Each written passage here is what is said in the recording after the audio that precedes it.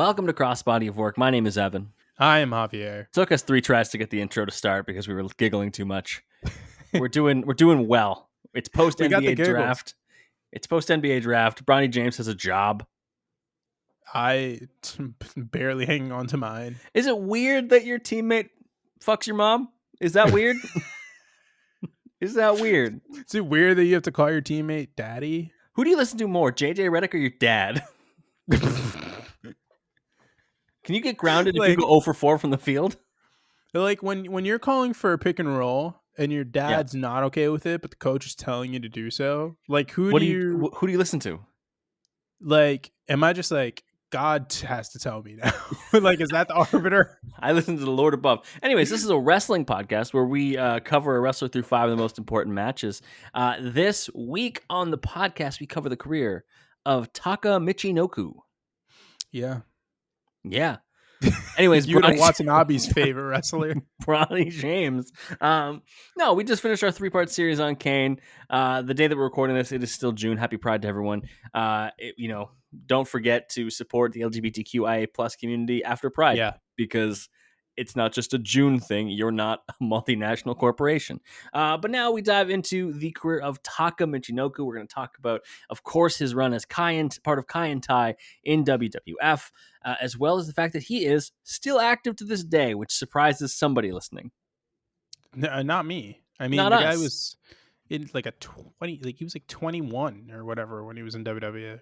Yeah, he started in WWF in 1997 and was 23, turning 24. Yeah, and I was 97, man. Yeah. So he's like not even He's 50. He's 50. He just turned 50. He just turned 50. Like, that's fine. Chris Jericho's 85. If I listen to the internet, Chris Jericho is 112 years old. Chris Jericho graduated high school with Joe Biden, if my math is right. My favorite thing was someone like made a tweet that seemed exactly like they were talking about the presidential debate, and then in the last sentence was just like, we need to get the I'm so concerned about these senile men, like the memory's not great, they look like they're out of breath, they are not healthy in any capacity whatsoever, like they're just talking nonsense. We really need to get Chris Jericho off of next week's Dynamite. We got to get him off TV. Speaking of TV, it's like TV but for the youths. You should join us on YouTube. You should subscribe to the YouTube channel. We got lots of stuff. All of the Kane episodes, all of our podcast episodes are on here. We have some throwback episodes. We just put up our 3-part series on The Undertaker, which was the first ever 3-part series we did back in 2020. It was released in April of 2020. Wasn't that a happy mental health time for everyone involved? Wasn't it all sunshine and roses? I have no idea where I recorded that from. A dark place. Now, we also have other wonderful series that are on there, exclusive to YouTube. We have our Take a Card, Make a Card fantasy booking series. We have our rebooking series. We have a tier list that we've done. We have a lot of good stuff on there. Go and check it out. It is worth it. And hit subscribe. If you are watching on YouTube, we're happy you're here. Hit subscribe. Now, Taka. What do you know about Taka? On my life, you just said taco. Taka Michinoku. Like I said, I've mentioned this pretty much every time we do a wrestler from the Attitude Era. I went back and watched the Attitude Era little playlist. Yeah. I was on the WWE Network that covered the 4 years or whatever that was. The Attitude Era. I miss OG WWE Network more than I miss some family members. Like I miss it. It's a low bar for me. They know what they did. Yeah. Or lack thereof. And it's. I just love how seamless it was. Like I didn't have to like look up by seasons or whatever. I just year, here you go. Pay-per-view, here you go. And it's going back. You see the light heavyweight stuff that Taka was a part of. I always liked him because he was like tiny but kind of like stubby. He was. I'm gonna go with densely built. I'm going to go with negative wingspan. Like, he truly was, like, the JJ Redick of his time. But positive aura, I will say. Incredible. The people love Taka. So Taka, the name Taka Michinoku, he took it as a sign of respect for his mentor, the great Suzuki, who was the owner of Michinoku Pro Wrestling. So I always was confused when I saw Michinoku Pro Wrestling. I was like, which came first, the Taka or the pro wrestling? The answer is the pro wrestling. Taka came after and was named after it. He is the first to use Michinoku as part of his ring name. Wrestled in FMW, which we've covered a couple of different times on the podcast. Did some things in New Japan. Was part of the Best of Super Juniors '94 and lost to Black Pegasus, which we all know as Dickhead. Right? That was Chris Benoit. Did some ECW stints and some CMLL stuff before signing with WWF. Made his WWF debut on July 6th, 1997 at the Canadian Stampede, losing to the Great Sasuke, but getting a huge reaction from the crowd. Apparently, everybody was in on Taka Michinoku, ground floor, sold. Everyone was on board. Here's the thing, is that people just like low dudes. People love people who can flip. It's why, like, Ricochet couldn't cut a promo to save his good goddamn life, and everyone still love Ricochet. And is, like, genuinely going to go down as one of the most beloved wrestlers of this generation. Yeah. You're going to get clips. Like, I'm not saying he's Austin or anything, but, like, I don't know. People the people love Al Snow. And Al Snow was never really a top guy. I feel like different eras love different things. You know what I mean? Like if you had like a weird gimmick in the Attitude Era, like people loved you. Like people were like, "Oh, fucking Val Venus, baby, that was my jam," or whatever. Duke and then the Dumpster Drozy, oh, love that guy. Repo Man, steal this car. I realize now that I have the same facial hair as the Repo Man, and so that's a problem. But what? What? Yeah, if anyone's watching YouTube, I shaved into a goatee because I was bored. Because that's what happens when you're in your 30s, baby. You just get bored. Evan's married. He's in his 30s. He's got a cat. Boom. He's employed. That's right. I got nothing else to do. House. I got to just mow lawns and shave facial hair, baby. He is at the point where he has nothing left to strive for. Like he's checked off pretty much everything. If I'm following along, I have to have a kid and a Blackstone grill soon. At this point, he's just playing for DLCs. I'm just like, you guys got any side quests? There are any expansion packs?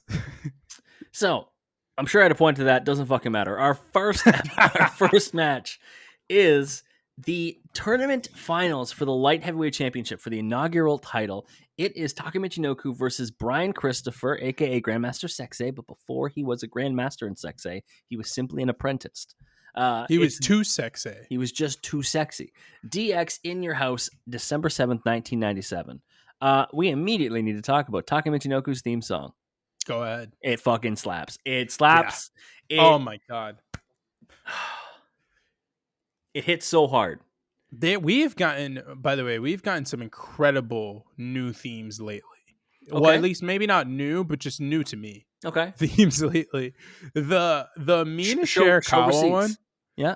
That the AEW's got for her. I want to shake my ass every single time I hear it. It's incredible. It is really truly. Good. It's fucking really amazing. Good.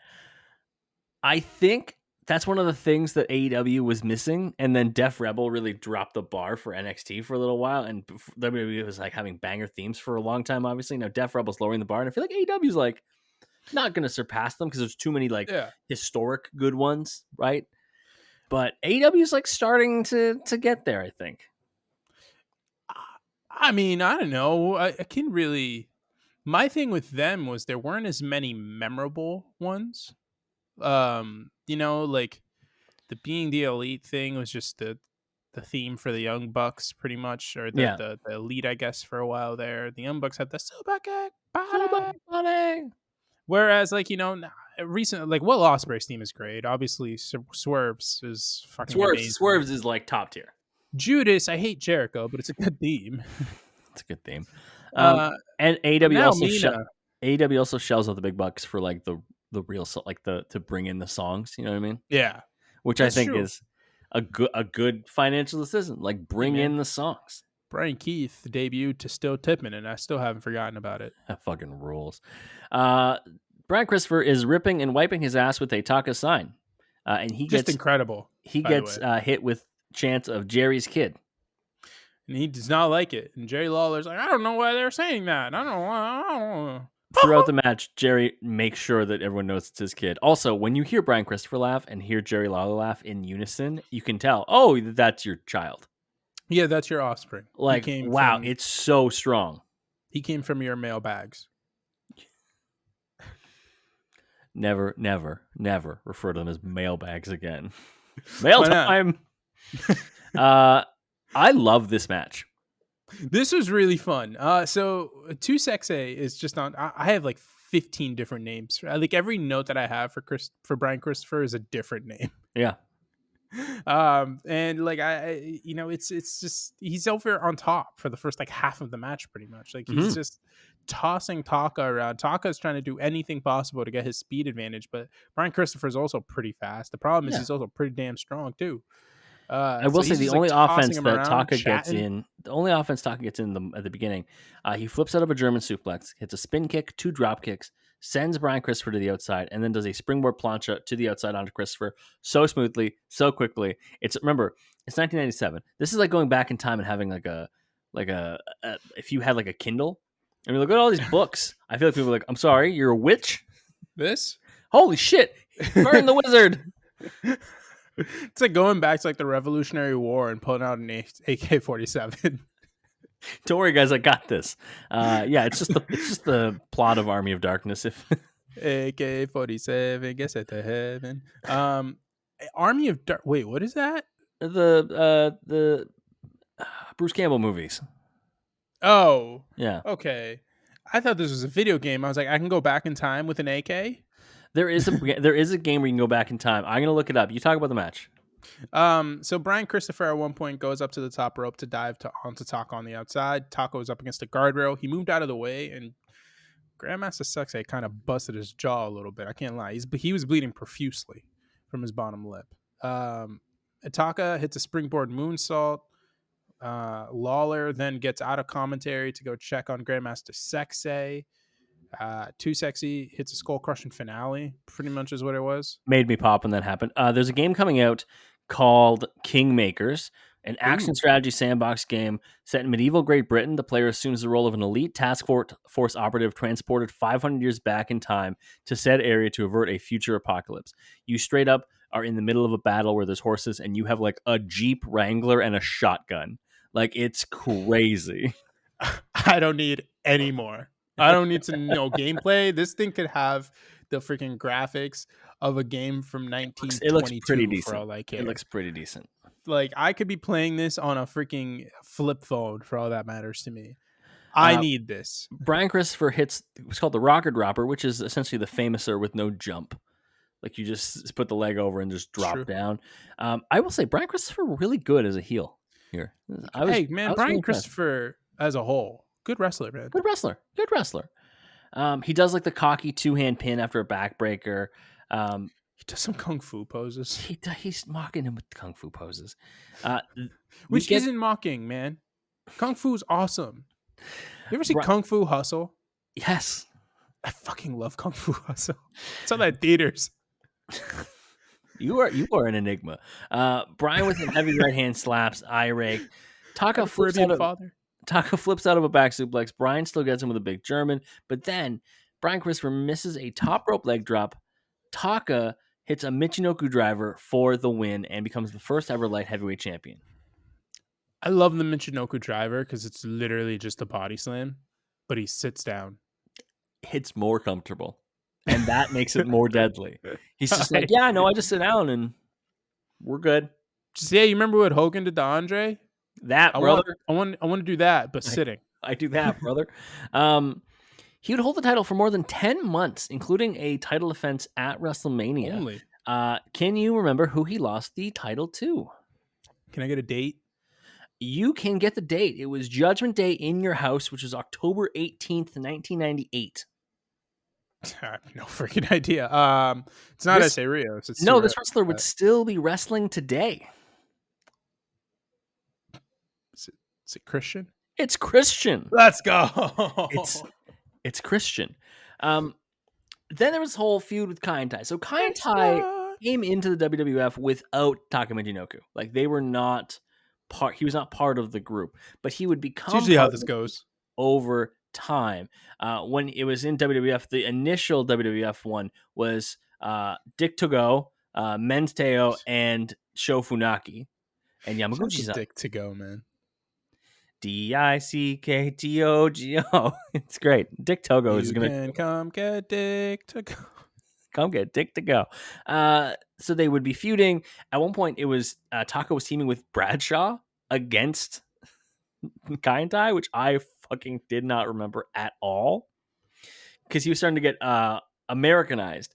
He Was teamed this up, like Cowboy JBL I or believe so, yes. And then he would end up with the group after the whole choppy choppy pee pee thing, and he Jesus? would team, of course, with Funaki. And so our next thing is the promos. But before we talk about the promos that they had Kaientai cut, Choppy choppy there is a pee. very memorable moment from the 2000 Royal Rumble that Javier wanted to talk about. Go ahead. He freaking fell on his face, man. Fell on his face. What was the thing that Marshawn Lynch used to said that one time? He's like, run through a motherfucker face. So Taka and Taka Funaki took were not. that as I'm gonna run through the fucking floor with my face. Taka and Funaki were not in the 2000 Royal Rumble, but they kept annoyingly jumping into the Rumble to try and like interfere and win, I guess. Funaki gets eliminated immediately the one time he comes in. Taka gets beaten up a little bit by Gangrel and Big Boss Man before getting tossed out. And when he gets tossed out, he does a full flip, lands essentially chest first, and then snaps his head forward and Back. eats the floor of Madison Square Garden. Listen, first off, the worst floor to eat from. Just the worst. We all know what's going down on the floors of Madison Square Garden. Would you rather eat from the floors of Madison Square Garden or the Philly Arena, the Wells Fargo? Wells Fargo. Get that crab seasoning. Yeah, I mean, it's like it just seems cleaner, you know. It was a very clean arena when we were there. It was very clean. Not that MSG isn't clean. MSG was very nice when I went. Mm. But the problem is it's literally in the pretty much the center of Manhattan. I mean, I've seen it on Spider-Man games, and that's usually not a good sign. If I've been able to swing past it, that's not a good sign. So the promos, for those of you who don't know, when Kaientai did promos, they were comedy jobbers, essentially, him and Funaki. Yeah. And they would do promos, but they would just mouth words and they would be dubbed over in English like old like samurai movies, essentially. Do you remember who does the speaking voice for them? The manager from Kaientai. Do you remember who does their speaking voice? Is it not actually the manager from Kaientai? No. Oh, then I have no idea. It is either, depending on the time, Bruce Pritchard or Shane McMahon. Yeah. I believe the promo we have here is Shane McMahon. So we have both a pre and post match promo here. It is a match of Kaientai and Taz, weird bedfellows, versus Too Sexy and K Quick, aka R-Truth, which is kind of cool to see. Why is Taz teaming with Kaientai? I have no idea. And why is he calling them City Little Ninja Freaks? Yeah, he calls them Silly Little Ninja Freaks because you got to love these guys. And then he calls Too Cool Two Fools.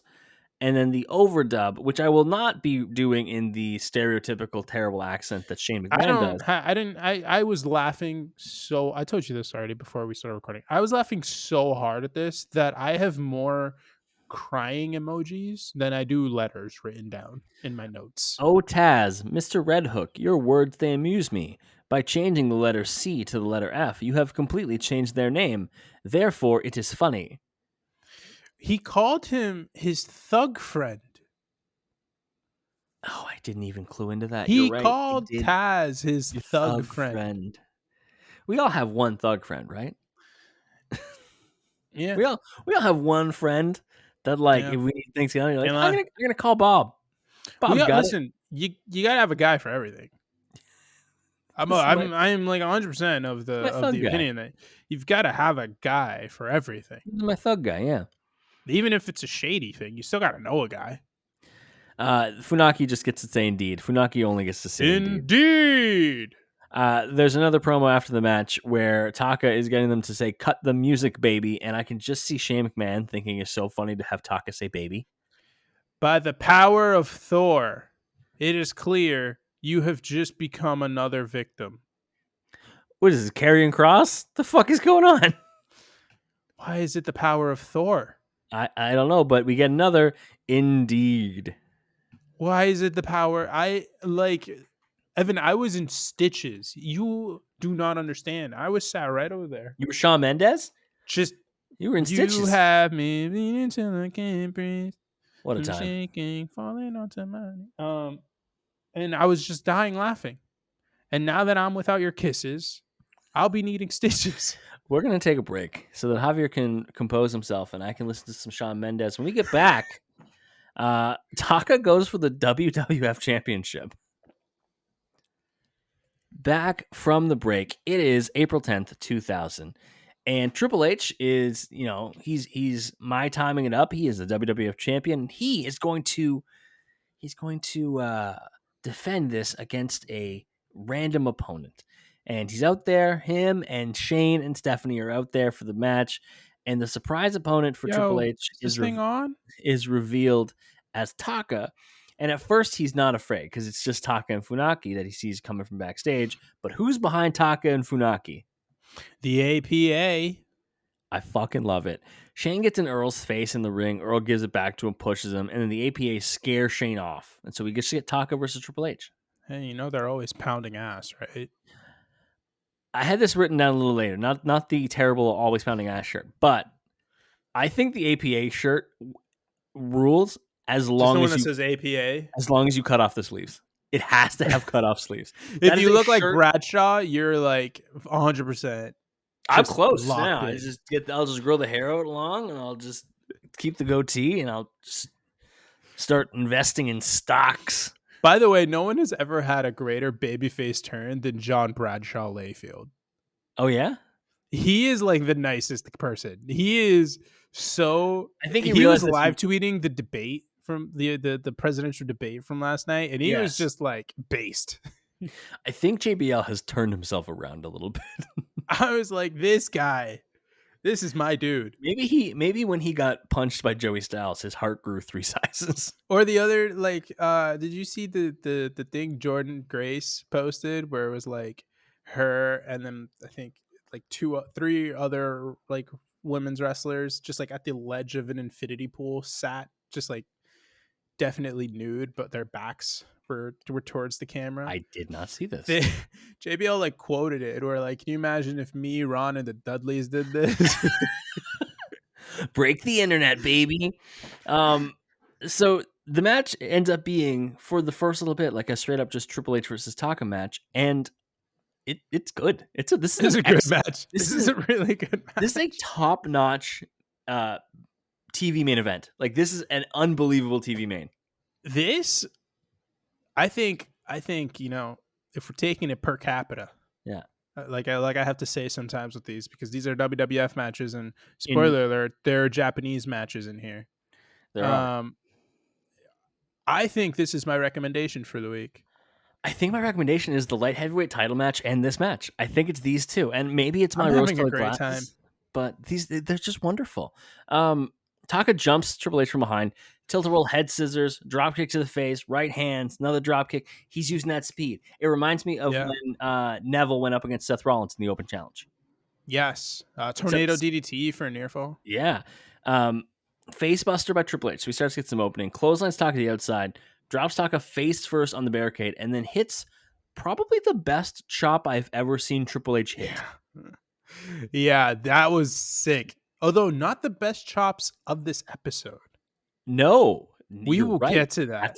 We call that a teaser in the business. Here I am spoiling the business. I'm like Undertaker on his YouTube channel. Just fucking, Paul Bear pissed himself in the car once. Did you see that clip? Oh. There's nothing weirder. Because, again, as a child, 7. Someone who protected the business forever. Much. And he's talking about how he one time just intentionally kept missing stops. And then Paul Bear pissed himself in the car. You bastard! Oh, my Undertaker. Why would you do that? I gotta piss, man. We get a high knee by Triple H, and it hits Taka so hard. Yeah, absolutely. It was kind of a hip attack. He like put hip right to jaw, pretty much. Triple H then does the babyface move and gets in Earl Hebner's face. Yeah, Taka's able to get an advantage from that, and he starts launching nukes with his right hands. Some stiff rights. Absolute nukes. Funaki knocks Triple H into the APA, who were guarding like at the bottom of the ramp. Yeah. They beat his ass. Hebner's in the ring, distracted by Stephanie, so he's not seeing any of this. Yeah. Funaki hits a missile drop kick, Yep. and then Taka follows that up with a moonsault. Doesn't really connect with all of it, but it is good.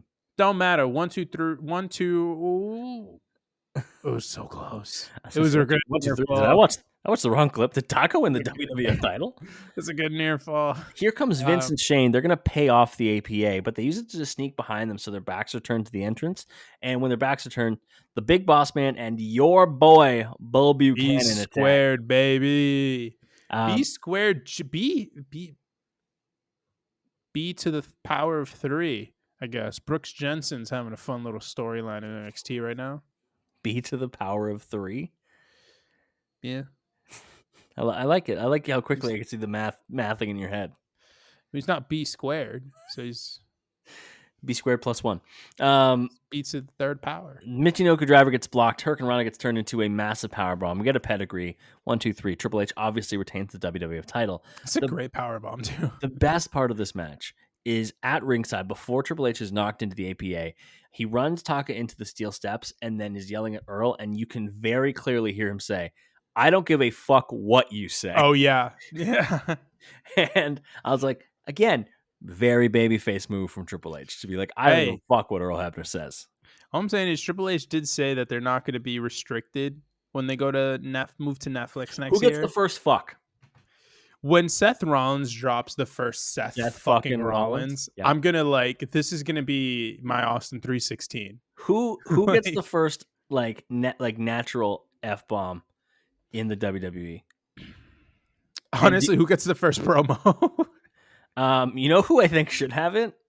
Jacob Fatu, Kevin Owens. I think he deserves it.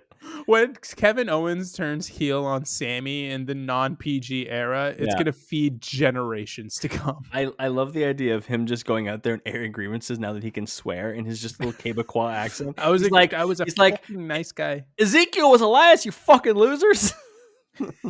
You know it. Oh, you hosers. All right. Fuck all of you. So after it says on his Wikipedia that Taka departed WWF in early 2002. He got released.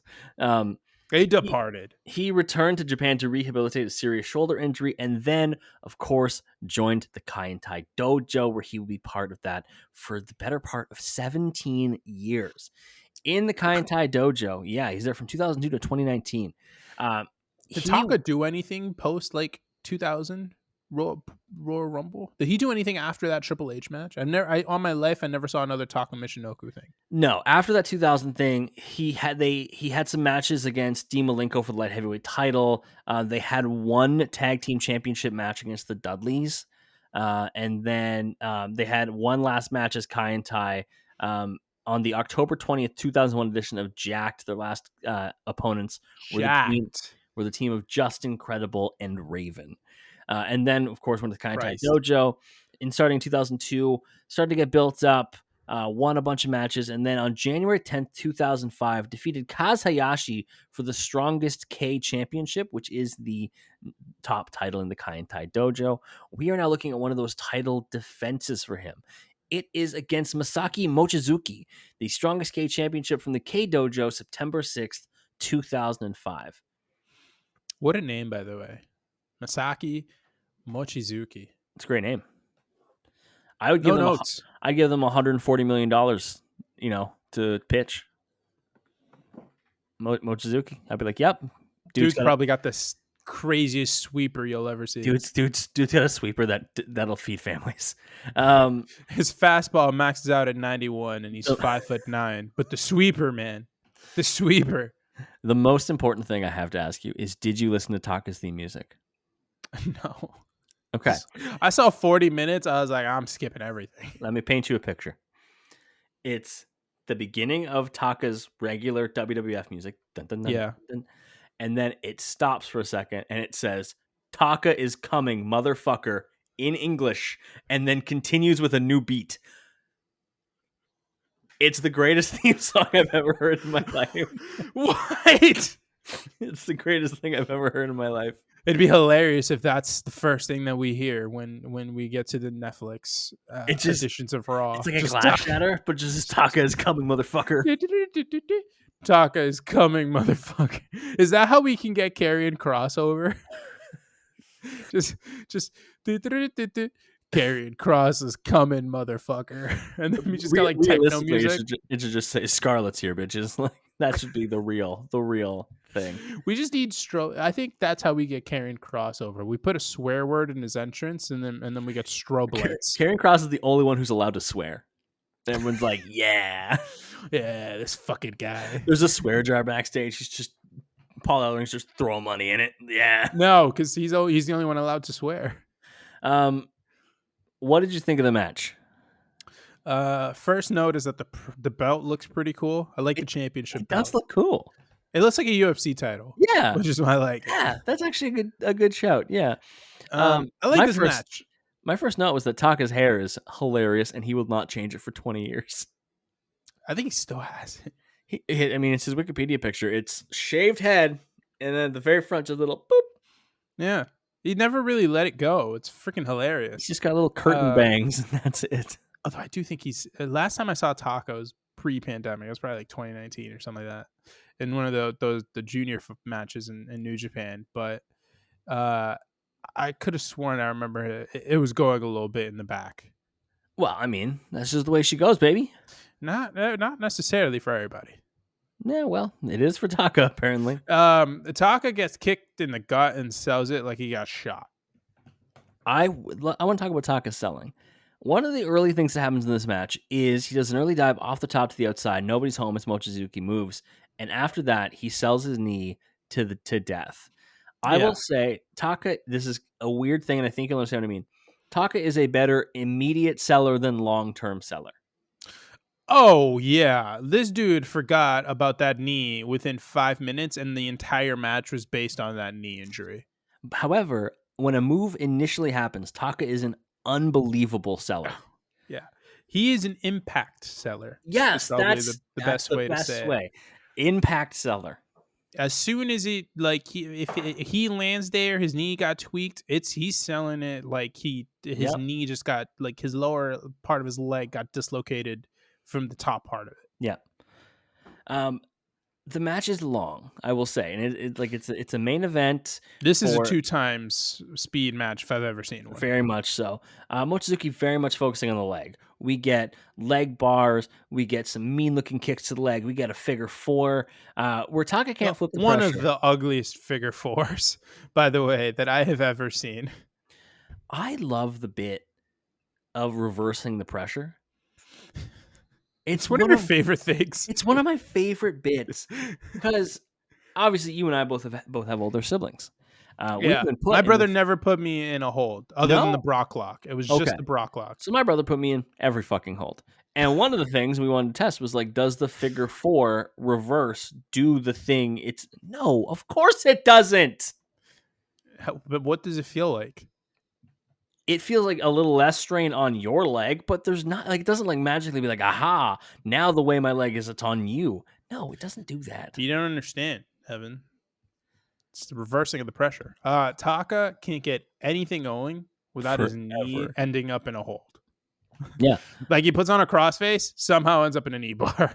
I thought that was funny because at one point Mochizuki rolls through a German suplex attempt and just immediately just locks in a leg bar. Like he has a foot fetish like Kurt Angle. He's just like, I know every way to get this foot. What is it, bestiality or whatever he said to Sharma that one time? Oh Jesus, yes. Taka cannot counter any moves without hesitation. Like, because let's say he's about to get flipped on a German suplex. He lands on his feet. He's like, crap, my knee. That allows Mochizuki enough time to get right on him. And it just happens for like 10 minutes straight at one point. Yeah. So he cannot keep any sort of advantage whatsoever. He throws on a crossface. It doesn't matter. He gets reversed every single time until he eventually hits a springboard dive to the outside. Mm-hmm. And that's when he finally gets a little bit of an opening, but also he's just kind of stopped selling the knee. Yeah, that's when he forgets. He's just like, no. He hits a super kick. He hits multiple thrust kicks. By the way, speaking of super kicks, did you see that clip that's been going around over the last 24 hours, pretty much, Hawk to of it or the what? no, that's been the last like 2 weeks of my 2 weeks, life. yeah. The what the hell is his real name? The Dolph Ziggler, Rich Swann thing that's been going around from last night's Impact. No. They had one of the worst ending sequences to a match I have ever seen in my life. It's like they have zero chemistry. There's so much awkward pausing and stuff. Like it's a super kick thing. It kind of, but like super kicking in the way that it was like the Usos at WrestleMania. Oh, Um, and it like ended in such a dumb way with like the hitting the zigzag. I hated it. Didn't like it. It sucks. I was watching that and immediately I was like, damn, Boston Celtics Shaq. It's crazy. what a good shout. Crazy how that goes. It's like Toronto Raptors Olajuwon. Like you don't want that. Oh, nobody wants to see that. Back to real graps though. Super kick for a near fall. Big head kick and suplex for a near fall by Taka. And then he hits a Michinoku, or then Mochizuki hits a Michinoku driver for a near fall. Yeah. And I was like, oh, I'm back in. I'm back. Because I love it when people hits the I love opponent's stealing finisher. moves. I love stealing moves. It's great. But then we get a slap fight. You know I love my slap fights, Evan. Yes. They're going back and forth, slapping the absolute dog shit out of each other. Dana White would have been so happy. And then super kick, Michinoku driver, 1, 2, 3. Taka Michinoku wins the match. I will say he did not do nearly as much enough offense to probably win that match. But, it is what it is. He's the champ. He hit his finishing move. You hit the finisher, you finish. Also, while you were talking about that, I watched the ending sequence of this match between Nemeth and Swan. And yeah, it's just two guys waiting for the next thing to happen. It's bad, man. It's not. It's really bad. It's not either guy's best by a lot. All right. We're going to take a break. When we get back, it's time for tag team action for Taka Michinoku. Back from the break, in the beginning of 2007, Michinoku would team up sporadically at New Japan events with Kaientai Dojo wrestler Dick to Go. It's Dick Togo, baby. Dicktogo. It's time for more Dick to Go. So, our next match is at the New Japan 35th anniversary tour. It is May 2nd, 2007. It is Dick to Go and Taka Michinoku versus I was gonna call him Kaientai because they are both Kaientai members versus Gedo and Jado. How do you pronounce their names? Jado? Gedo and Jado. Jado. That makes sense. For those people who don't know, who's Jado and Gedo? Well, they were like the most successful junior tag team in New Japan in the 2000s. Then they got booking power. Yeah, then they're the bookers. Then they became the bookers in the 2010s, and they pretty much saw New Japan through its highest peak in part of 20 plus years. On Jado's or on his Wikipedia that Gedo won 8 different Booker of the Year awards from Wrestling Observer. Well, that makes sense. Which I think is kind of nuts. It makes sense, though. I mean, you know how Dave feels about his Japanese wrestling. So Gedo and Jado won it for 4 straight years together, and then Gedo won it 4 years on his own from 2016 to 2019. I think Jado stopped booking after a bit there. Now neither of them are in power. So no. And the person who won Booker of the Year last year, Paul Levesque. As he honestly should have. As he should have. He's real good, even though his negotiating tactics with soon-to-be free agents is terrible. Apparently it's really bad. What did you think of this match? I liked it. I love seeing Gedo and Jado. It's not that often you got to see a lot of good matches for them in the 2000s, just because the junior division, especially the tag division in New Japan, wasn't as deep. Okay. I don't really know how to compare it to. It's like, you remember that point in the tag division in WWE a few years ago where it was like New Day and the Usos, and then it was like, there was nobody else. Who do we put them up against, guys? It's like Kane and Big Show. Best I can do is Matt Hardy and best I can do is Slater Gator. Yeah, like it was tough. And I'm not saying it was like fully like that, but there's a reason why Gedo and Jado were probably like 10-time junior tag champions during the 2000s or whatever. Like they held the titles longer than anyone during that time period. Yes, they They were the are. most prominent too. They have 4 reigns, and the combined length adds up to 960 days, which is the most of any Yeah. team. Yeah. Like it's insane. They had no one to work with. And so, you have guys like, you know, Kaientai, ex Kaientai guys who had to come in to really give them a spark because they just really didn't have much to go on.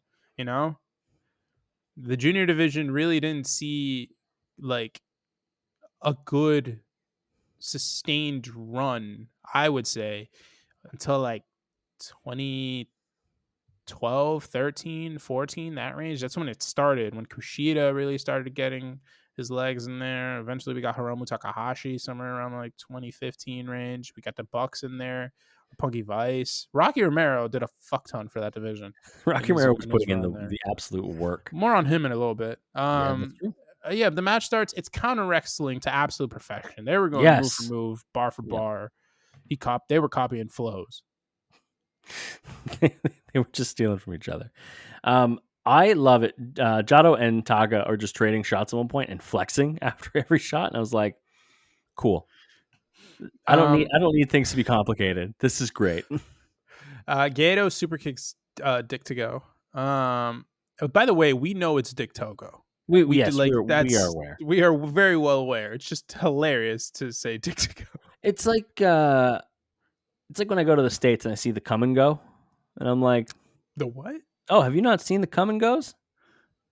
The gas stations, What states are those in? dude? Like the Midwest. It's KUM and There's go. the thing. The furthest west I've ever been is freaking Pennsylvania. We went the furthest I've ever went. The old come and go gas stations. We literally have been the furthest west I've ever been. Damn. Go west, young fella. Why would I do that? Actually, I think technically the furthest west I've been is when I went to your wedding. I don't know geographically. Yeah, that actually absolutely would have been the furthest west you've been. Absolutely. But that doesn't count. That doesn't align with my views because that's a whole different country. Because that's north. So, yeah, that's north. It's northwest, brother. Togo and Taka with double clotheslines, double elbows. Taka run into the ropes, which knocks Togo down, and he gets crotched. Let's talk about the chops. Oh, Jado, with some of the meanest chops to Dick Togo I've ever seen. Yeah, it's brutal, man. You can hear the thud.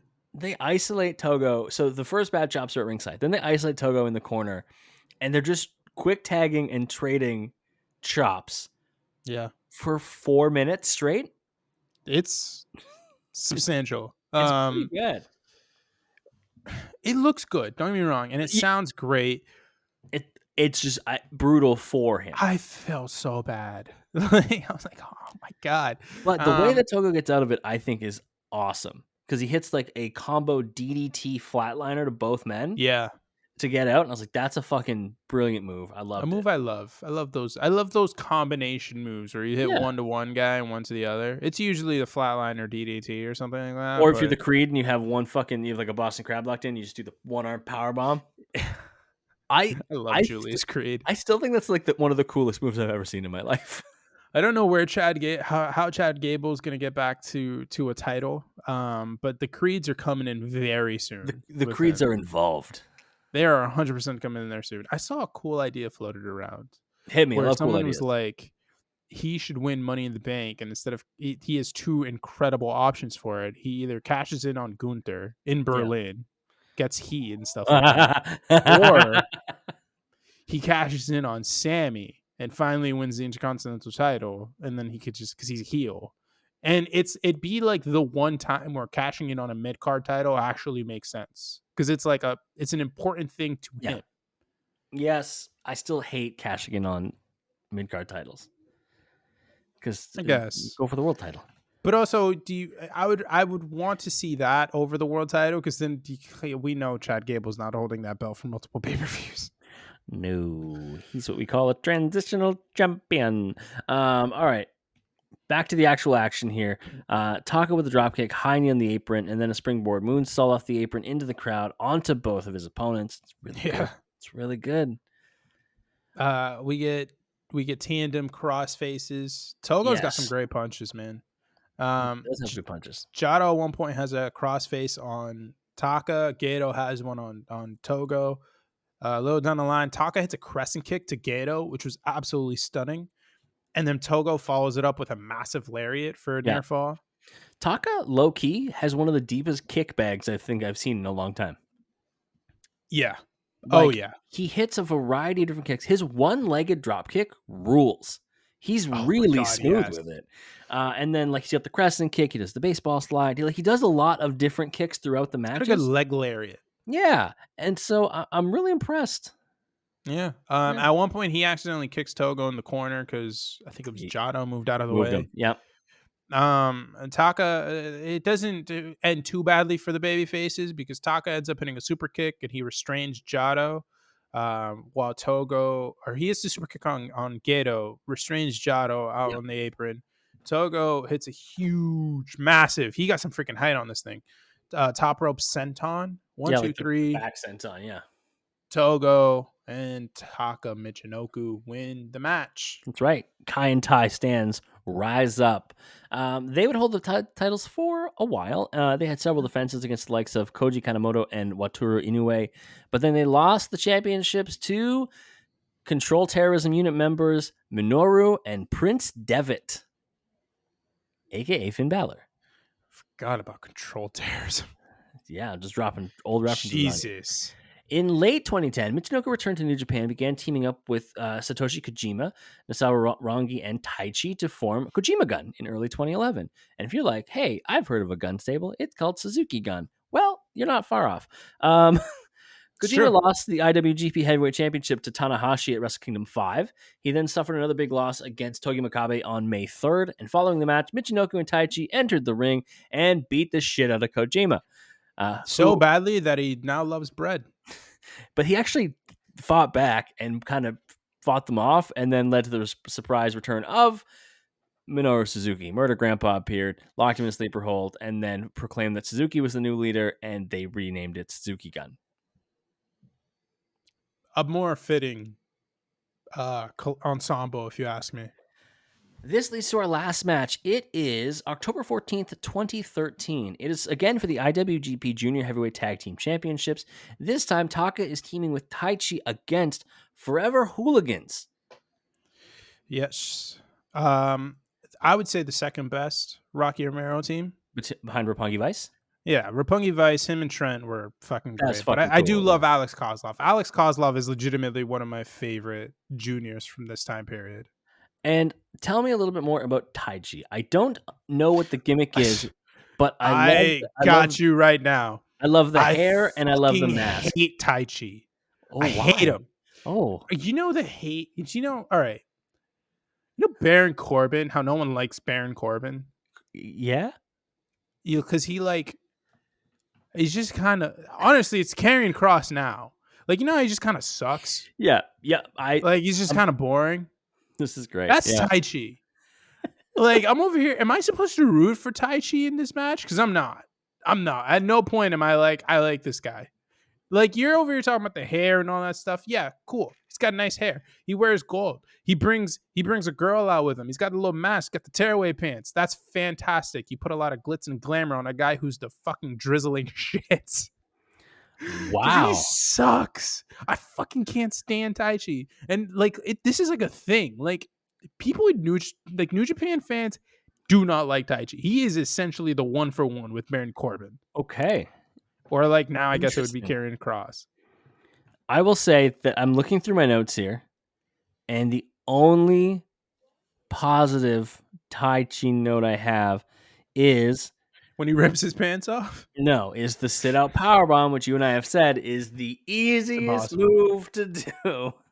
Yeah, the Hooligans get cheap shots, which is what let me know that they are the heels. Yeah. Kozlov, I like their fluffy jackets. Kozlov, who for those who do not know, Kozlov is not Japanese. He's clearly Russian. Yes. And he's got the little fur hat. He puts on his hat. He does like the little like the little like he goes down and he hits the kicks The that Rush, way. the Russian dance. You know. Little Russian squat dance thing. He does that, but it's kicks. Do you know what the And name of the then hat is called? no fucking clue. That's why I called it a furry hat. It's a Ushanka. Ushanka. Ushanka. Okay. He puts on the Ushanka. He does the little kicks like that, and then he does a double stomp, a running double stomp for a near fall. At one point, Taka fakes a shoulder injury, and Yeah. the ref stops the match. He's like, "Oh my god, my shoulder! Oh my shoulder!" And then him and Taichi attack the Hooligans. So then I'm like, okay, so who's the actual heels here?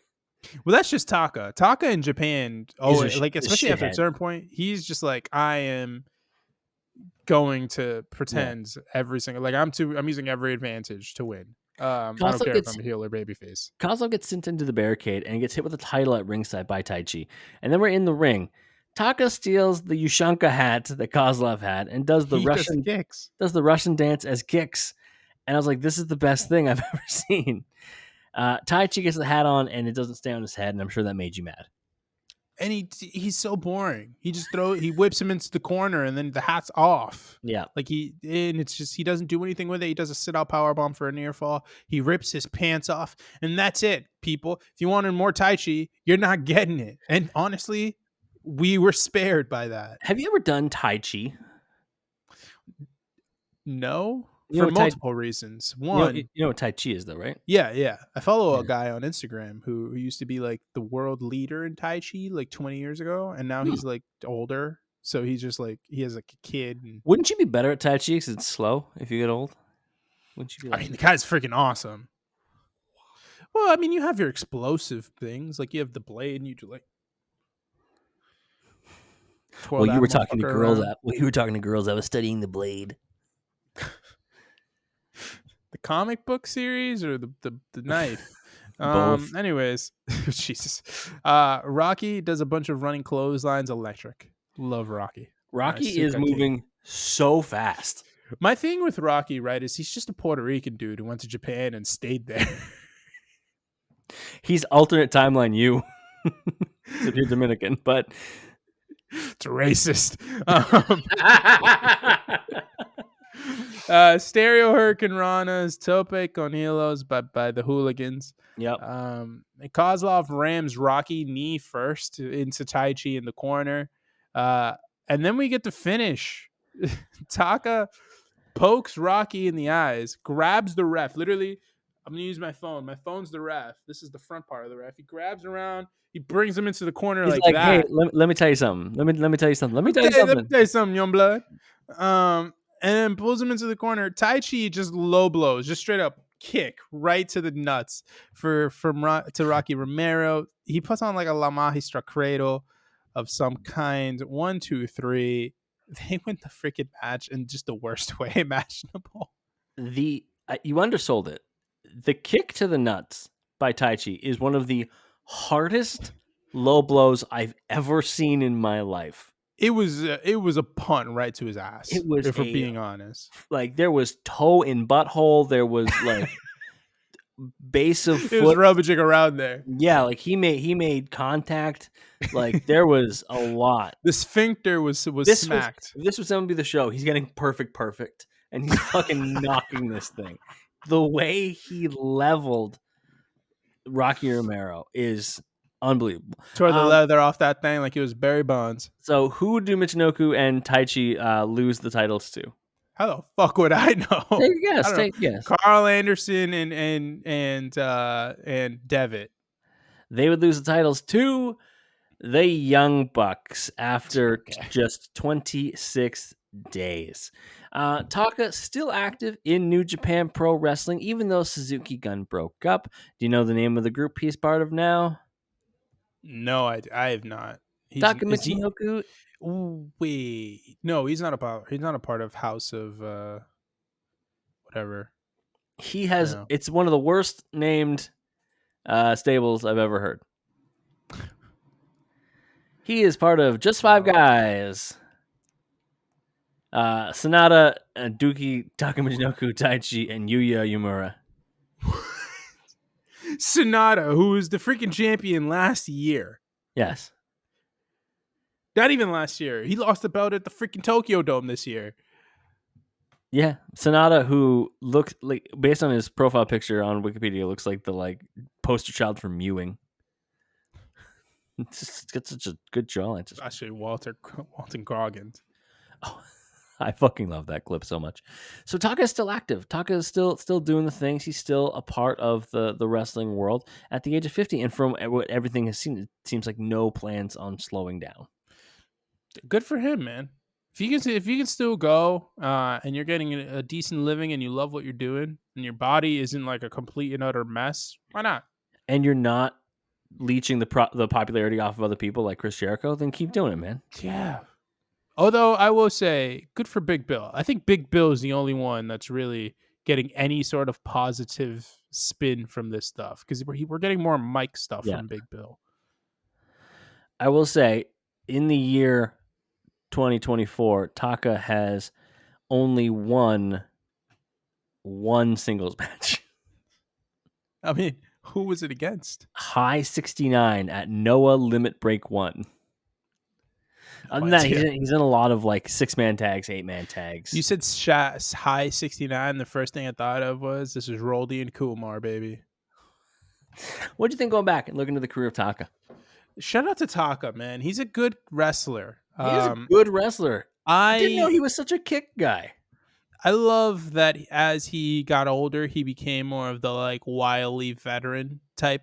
You know what I mean? Where he's really trying to find ways to win outside of just your traditional beat this dude ass, put on my finisher and go home. Yeah. Which I think is always nice. Like, look, man. Yeah, you don't end the main event of WrestleMania with a roll up, but you can end some shows with it. Yeah. You can end matches with it. WWE loves booking roll up finishes. You don't always have to hit 4 spears and into a super spear and then go home. You don't gotta You save that for the big shows. Sometimes you need a Taka Michinoku out there just freaking poking people in the eye, dragging refs away, and getting and buttholes getting kicked and hitting nice kicks. Hitting nice kicks, a little Michinoku driver every once in a while. Plus, you gotta protect the finisher, brother. Listen, as long as somebody puts up with Tai Chi, like that's fine. You can somebody put up with Tai Chi. It ain't gonna be me. Listen, you said we hate Tai Chi, and it's on site. I'm ride or die. You say we hate Tai Chi, I'm in. 100%. You stay with gang. You know the business. I understand. I'm on board, man. It's like with my wife. My wife come home one day and she's like, "We hate this person now." I'm like, "All right." It's like Lillian Marshall. Lillian Marshall from I Met Your Mother, when she's like, "We hate Ted. Get on board or the sexting stops." And she's like, "Fuck that guy." It's like, I fucking hate that guy. Oh, Taka is still active.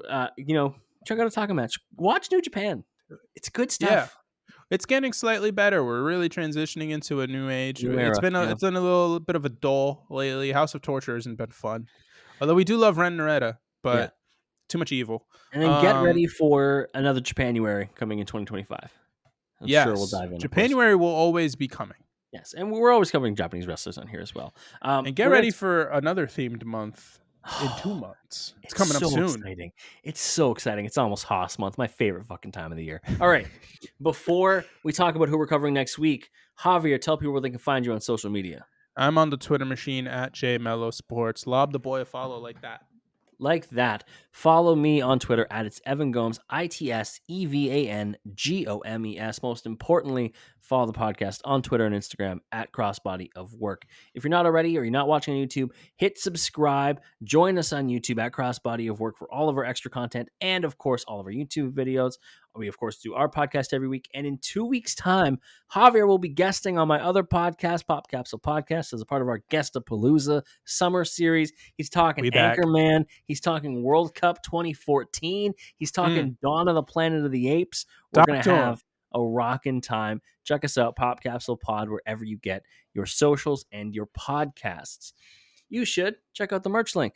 Cop the merch, like this hat or that cool shirt that Javier's wearing. You can find it in the show notes if you are listening on a podcast platform, or you can find it in the description of the YouTube video below. As well, wherever you're listening, be sure to rate 5 stars if you're listening on a podcast platform. Tell a friend about the podcast. Go back in our back catalog and listen to all of our episodes. We have so much stuff for you to pick from and so many wrestlers we're covering. Now, next week, we go into the world of ECW. We look at probably the greatest dance partner Rob Van Dam ever found. It is Jerry Lynn. Ooh, hoo, hoo. I I'm am excited. so excited to cover one of the coaches of AEW, which I find very interesting. An early Ring of Honor guy. Early Ring of Very Honor guy. early Ring of Honor guy. A He little was bit of in. TNA in there, sprinkled in there. He was in. He was in at the maybe the not the ground floor, but he was in He was in early. the first show, I think. The Yeah. main event, I think, was triple threat. Him, Danielson, and Low Key. Yeah. And this is, of course, a suggestion by Chris, aka Crispy Crisp, on the YouTube. And My goat. always commenting. We appreciate it always. He suggested Jerry Lynn as a work rate guy. And so we are going to cover Jerry Lynn as a work rate guy. An absolute stud. Very excited to see what we can find for Jerry Lynn. But now it's time for everyone's favorite part of the podcast. Javier, got any final words for the people? This week on Life Advice with Javier, it's tough out here for the boy. I can't lie. Oh, no. I messed up my back when I Oh, woke up yesterday morning. damn. I woke up. I laid around a little bit, a couple minutes, and then I sat up, quickly sat down. Let me tell you something. The pain that I felt on my lower left side, I currently have an icy hot patch on my back. You're going through it. Tough, man. I've had to like massage gun like 3 times, which brings me to my advice this week. Get a good massage gun, everybody. Your body will thank you later. I was very lucky. I don't remember the name of the brand, but I got one Feel free to at plugs. Costco for like $100. It was discounted, obviously, because it's Costco. It's great. It has done absolute wonders for me. I feel great. Also, this is just another reminder: do your daily stretches. Do them. It's very important. Take like 10 minutes out of your day, 10, 15 minutes, whatever. You don't even have to do all that. It could be 5. Just make sure you get them done. It's really important, especially as you get older. We're doing wrestling, and I'm sure we have an older clientele of people that listen to this podcast, whether it be because their kids listen to it or because they are. If you're getting up there in age, man, trust me, the back pain is going to be there if you do nothing about it.